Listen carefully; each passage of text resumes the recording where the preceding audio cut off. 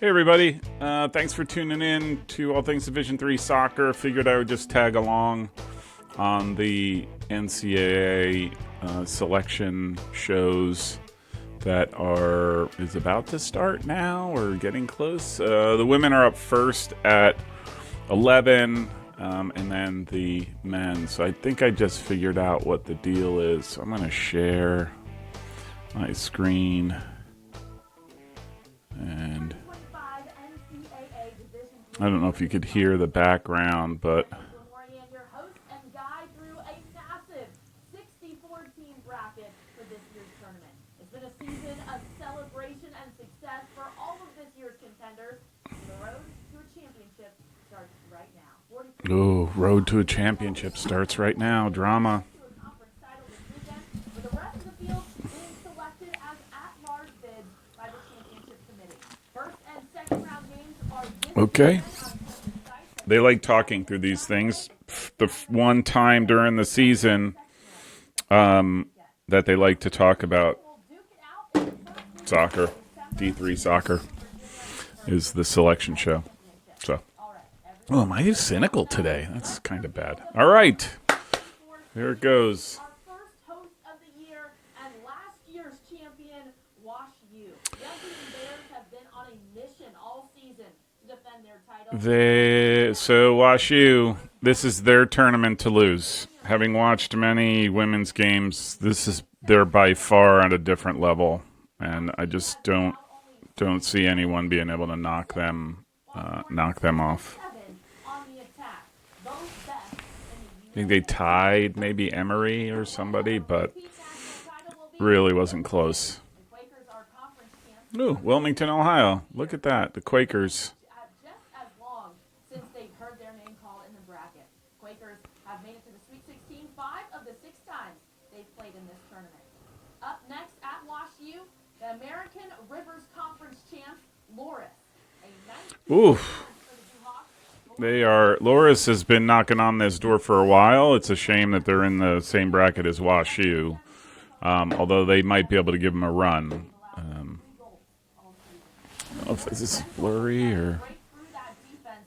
The Cardinals swept the regular season and And North Central. Okay, that's interesting. and Wisconsin Conference, second time in 3 years. Our next host is no stranger to hosting duties. They did it last year. They'll do it again this year. That's MIT.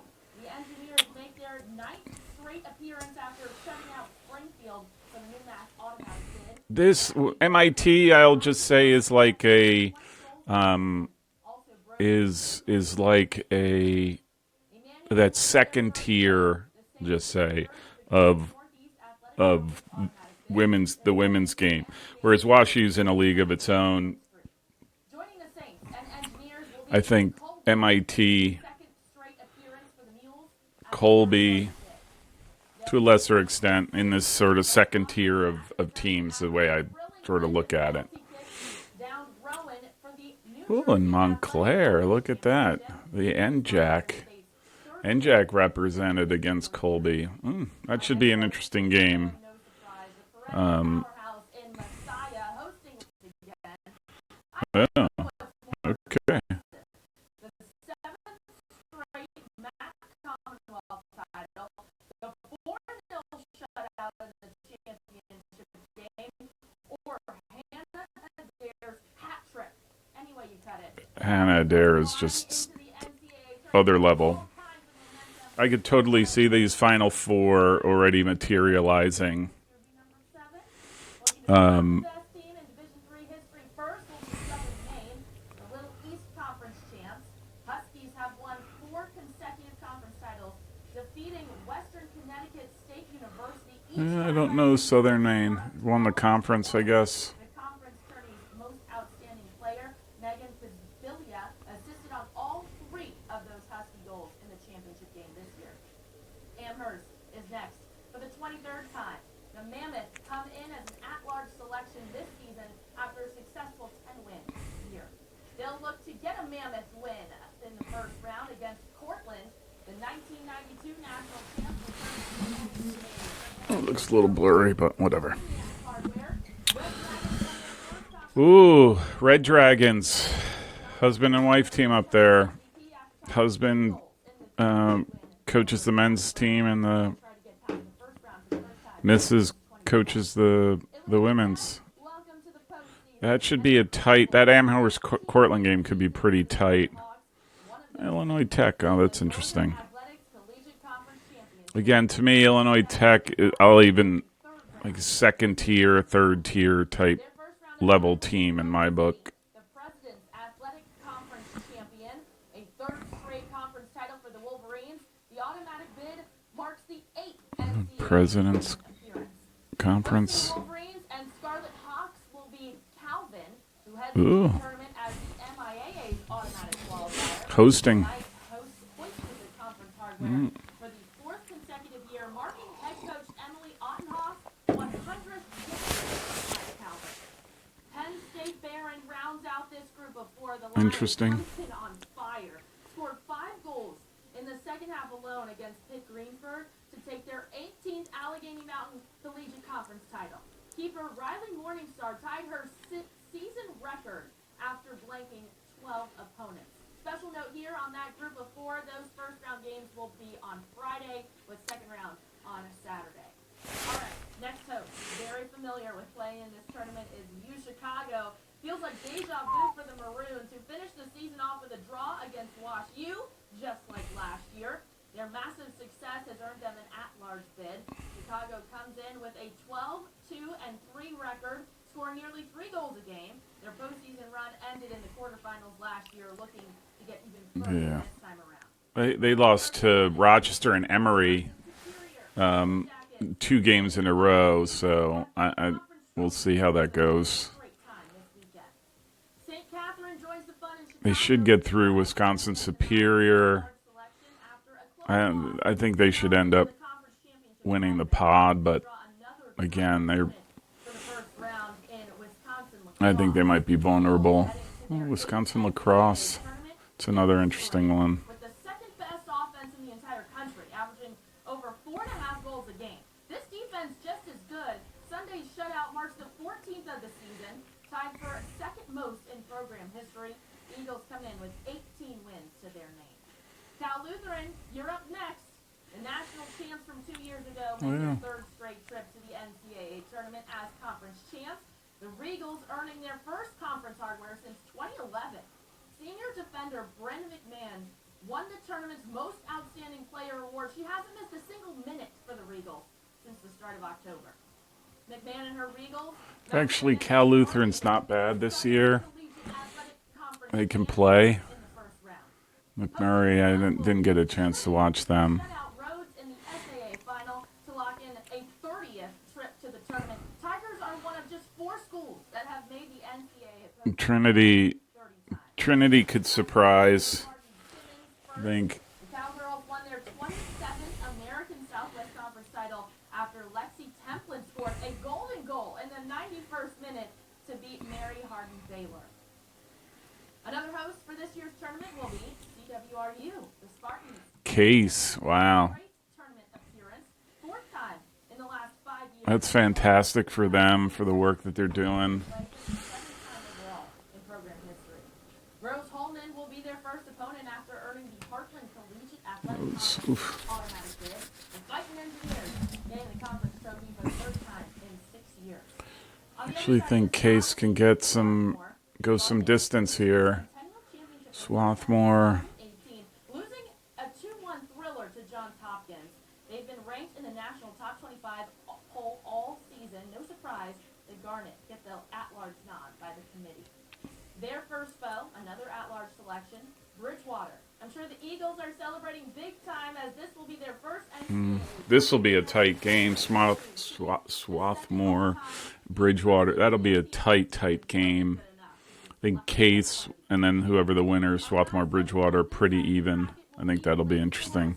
The only team in the nation without a loss or a tie. The perfect force scored a school record 82 goals this year. Izzy DiStefano leads the country in assists with 15 as Anna Hoffman is among the Men and the women are doing quite well over in Lake Forest. Not sure what's going on there, but earlier this season. undefeatable. Will try to be the first to beat the 40 St. Louis Intercollegiate Athletic Conference champs. I didn't get to watch Spalding. In that first round. Carrollton locked in its third straight spot in the tournament, but first, as the MEAC champs since 2009, defender Zaria Jordan's first career goal was the difference in the night's 1-0 win over St. Catherine. How about that? Wrapping up this half of the bracket will be John Carroll. Made it to the quarterfinals just 2 seasons The ago. Blue Streaks. Won the North Coast Athletic Conference in the first year, beating That could be an interesting game. Could definitely be an interesting game. A league best 9 shutouts this season. Time to flip to the other side of the page if you're filling it out with us as we go. The first host on the right side of the bracket will be Tufts. The Jumbo. Scoring opponents 37-7. They're definitely top of that second group, if you ask me. And who knows, on a game, on any given day, anybody can win. And I think they would give WashU a run for their money. Did not watch Leslie.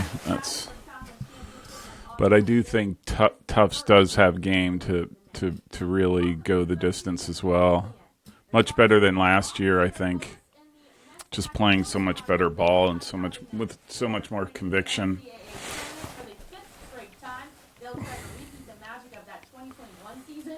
Oof, Wesleyan. The Cardinals paired up against NYU for this first round. The third straight showing for the Violets. NYU made it all the way to the third round after serving as host last year. Speaking of hosts, on to our next. I think this Tufts group to lose. Another Nescac. An 11-3-3 record. It's a return to the NCAA tournament for the first time since 2021. Panthers were national runners-up in 2018. First team making the trip to Middlebury will be Westfield State after winning its 4th MASCAP title in 5 seasons. Rochester, next team on the bracket. Third straight appearance for the Yellow Jackets, this time as an at-large selection. Rochester has had one of the toughest schedules in the country, playing a school record 10 ranked opponents in 2025. Yeah, I'd keep an eye out for them. I mean, they dropped to WashU, Emory, and Case, but they can go a few rounds. They do have the capacity to do so. The S lost a heartbreaker to Tufts in PK's title game, which was their first appearance in the conference championship game since 2018. Williams' defense has been strong all year, allowing the fewest goals in conference. Their first foe, the Kuniak champs, John Jay, Bloodhounds shut out City College for the league title this weekend.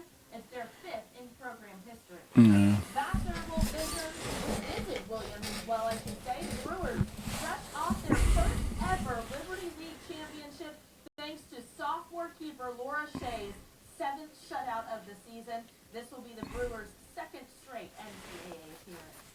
Mary Washington finishes out this season. Mary Washington, that's an interesting one. Tournament appearance, first since 2019. Can never figure out how they. I know the geography, they try to keep like schools and.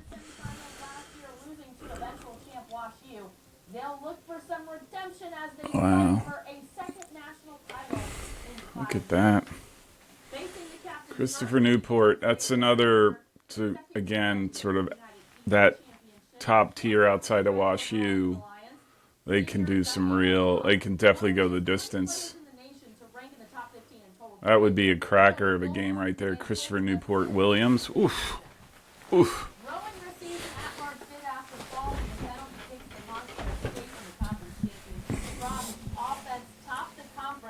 Scoring nearly 3 goals a game. This will be Rowan's 18th.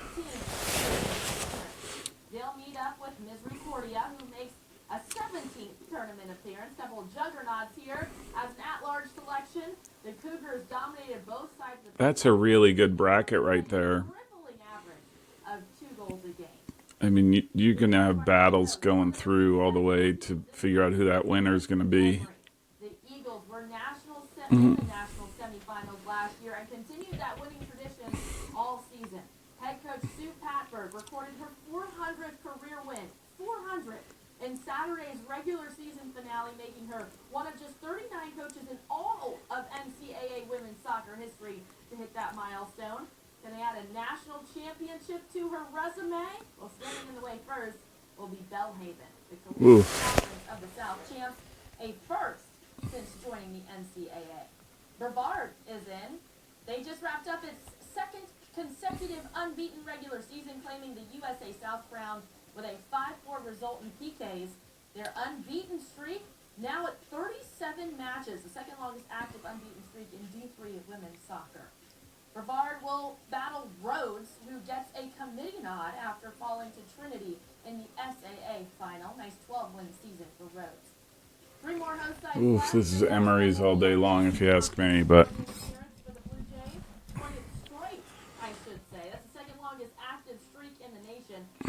Hopkins. The Blue Jays have hosted the first and second round since 2019. They hope that will springboard another national title after winning it all in 2022. It's a battle of the Johns because their opponent will be St. John Fisher, who enters the bracket after beating Brockport in a thrilling fashion for the Empire 8 title. It's the Cardinals' first Empire 8 title. I think this ends up being a little bit like Hopkins has to go out guns a-blazing because this is where St. John Fisher could trip him up for certain. Virginia Wesleyan, you're in the bracket. An at-large selection for the Marlins after fighting all the way to penalty kicks against Washington and Lee in the ODAC final. Stevens rounds out this pod. The Ducks won their first MAC Freedom Championship since 2019. Stevens. Becoming 4-time defending champion.